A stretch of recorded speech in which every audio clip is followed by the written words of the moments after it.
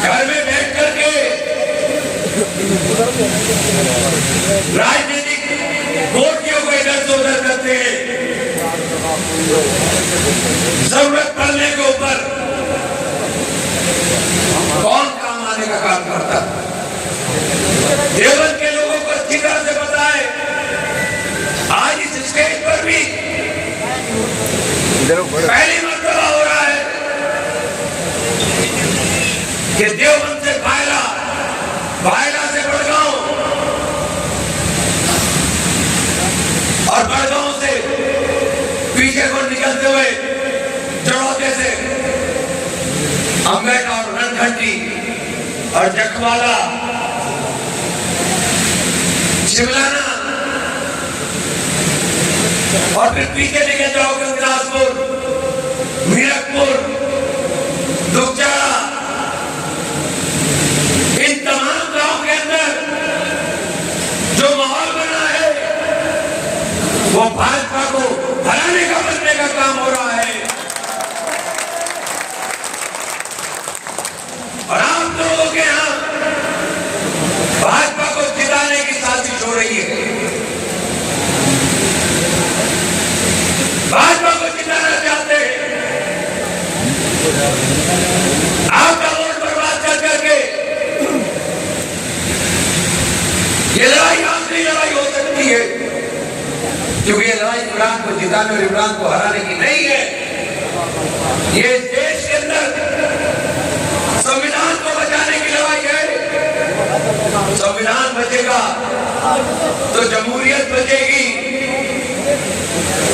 और दस्तूर और आइन बचेगा तो जमहूरियत बचेगी, और जमहूरियत बचेगी तभी आपके और हमारे हुकूक बचेंगे और सरकार की जिम्मेदारी तय होगी। मैं आपसे ही पूछना चाहता हूं, आप तमाम लोगों को जब जरूरत पड़ी तब इमरान आपके बीच में खड़ा हुआ। 2013 के अंदर कई रात नहीं सोए आपके यहां रह करके। क्या चाहते हैं मुझसे? जो लोग मेरे मध्य मुकाबिल है, उनके गांव में जब पुलिस ने घेरा डाल दिया था, 2 दिन उसके गांव के अंदर बैठ करके अल्लाह बख्शे मुजम्मिल भाई जिंदा थे, उनके भाई आज भी है डॉक्टर साहब, 2 दिन बैठ करके पहले तारीख मैं करूंगा, परसों पुलास में था, पुलासी में उनका खून नहीं उठाया और 2 दिन बाद खून उठा तो कह दिया कि मेरी तो 2000 करोड़ की जांच हो रही, मैं क्या कर सकता हूं भाई? तो तुम्हें किसने कहा भाई कि तुम ये काम करो? ये काम तुम्हारे उसका नहीं है। और आपसे भी कह रहा हूं, बहुओं से चोर मत मरवाओ।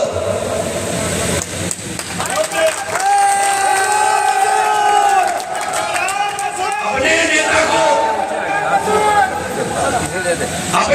को मत मारो। मैंने कहा था, आप माने नहीं। इमरान अच्छा आदमी है, आप मुझे चाहे जिस हाल में रखो। छापड़े वाले ट्रक का एक्सीडेंट हुआ था, सारा गांव भाग गया था, कहां गए थे नेता? जैसे सईद कल्लम यही बैठे होंगे, अतीक भी होगा, कहां गए थे सारे? तो केंद्रीय वाला भी बैठा होगा के साथ।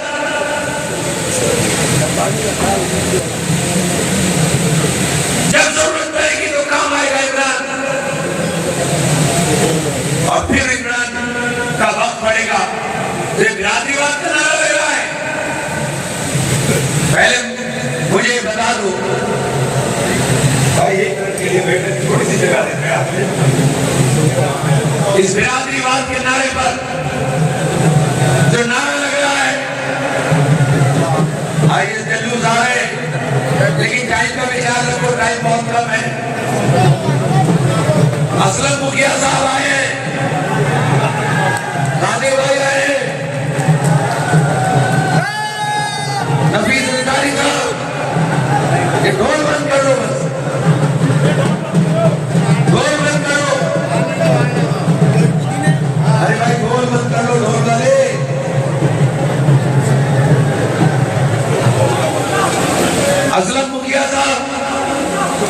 परवेज पप्पू अंदर आ जाओ। अब्दुल गांधी का ढोल मत करा दो यार। मैं ये बात इसलिए याद दिला रहा हूं कि जो दौर आने वाला है उस दौर में मजबूत क़यादत का जिंदा रहना जरूरी है।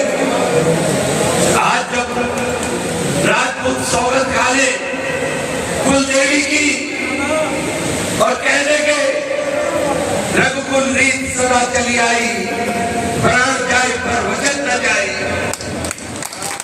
आज मुजफ्फरनगर की पंचायत में खुलकर के ऐलान कर दे कि इमरान को छुपकर नहीं ढोल बजा के वोट देना है।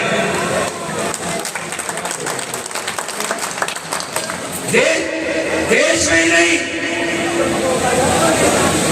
सहारनपुर के अंदर दलित समाज संविधान बचाने के लिए कहते कि संविधान बचाना है और बहन जी को भाजपा की कैद से आजाद कराना है, इसलिए गठबंधन के साथ चलना है। क्योंकि वो जानते हैं ये संविधान विरोधी ताकत जिसने बहन जी को भी कैद कर रखा है, जो भाजपा चाहती है बहन जी वही करती है। इस संविधान को जब रोकने का बयान इनके लोग देते हैं, 2 दिन पहले अयोध्या के एमपी लल्लू सिंह ने बयान दिया, आज मेरठ के कैंडिडेट अरुण गोविल ने बयान दिया।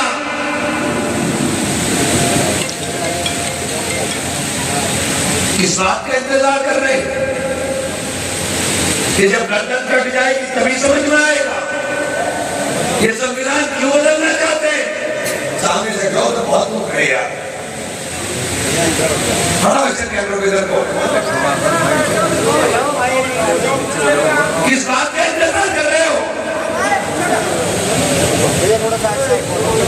किस बात का इंतजार है। ये चुनाव आखिरी चुनाव हो सकता है, उसके बाद मौका नहीं होगा आपके पास। ये खड़े हैं मनोज भाई, इनके यहाँ जबरदस्त मीटिंग थी, गुजरों के हलकों में, ठाकरों के हलकों में जीत के आने की गारंटी दे रहा हूं, यही खड़ो करके आपके बीच में इंशाअल्लाह। दलितों के हलकों में जीत के आएंगे इंशाअल्लाह।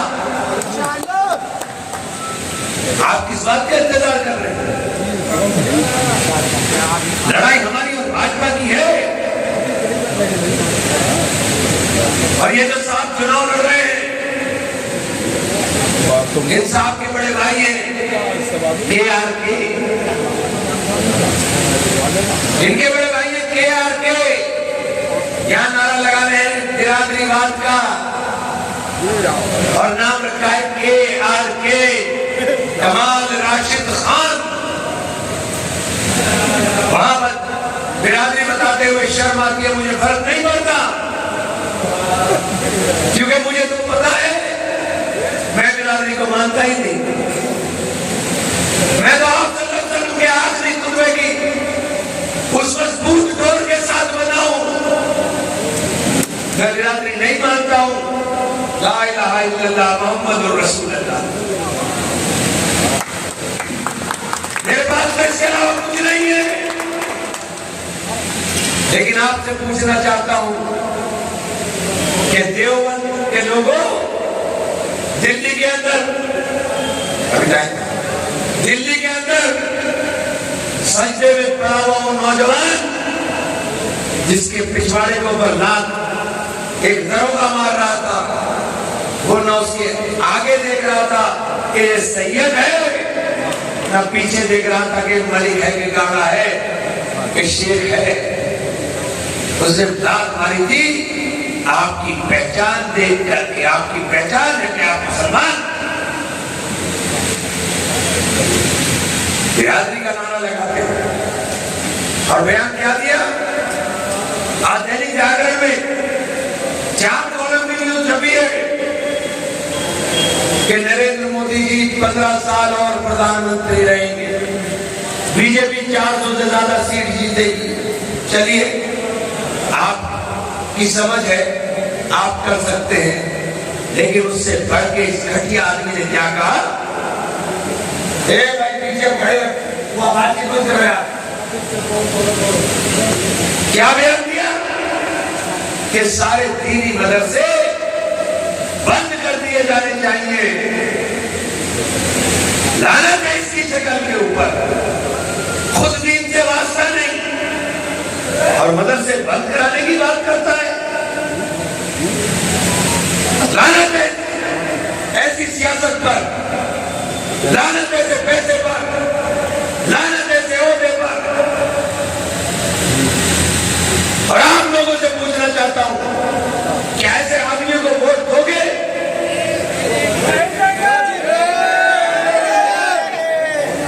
क्या ऐसे आदमी को वोट दोगे जो भाजपा से पैसे लेकर के आपको कमजोर करने की बात करता हो? हमारे पास बहुत पैसा नहीं है, लेकिन मैंने 30 साल में आपकी मोहब्बत कमाई है। क्या मेरी मोहब्बत नीलाम होगी? क्या मेरी मोहब्बत चंद रुपयों में नीलाम होगी?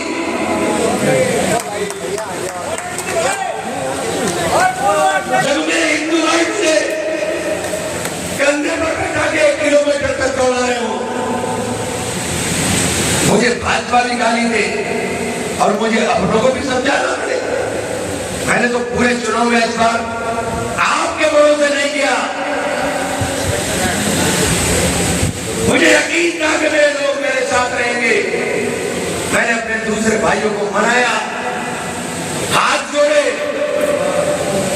हाथ जोड़कर कहा कि जो गलती हो गई हो माफ करो, लेकिन अपने नौजवान के साथ, देश के किसान के साथ इंसाफ करो और हमारे साथ चलो। यही रास्ता है, इसके अलावा कोई दूसरा रास्ता नहीं है साथियों।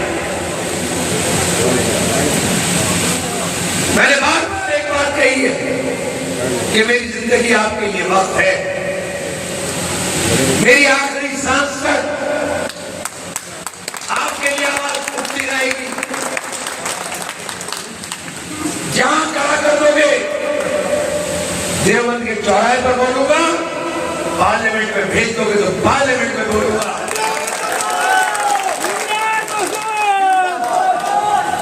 ये गूंगी का गुड़ खाई हुई गुड़िया नहीं है। अभी उत्सव भैया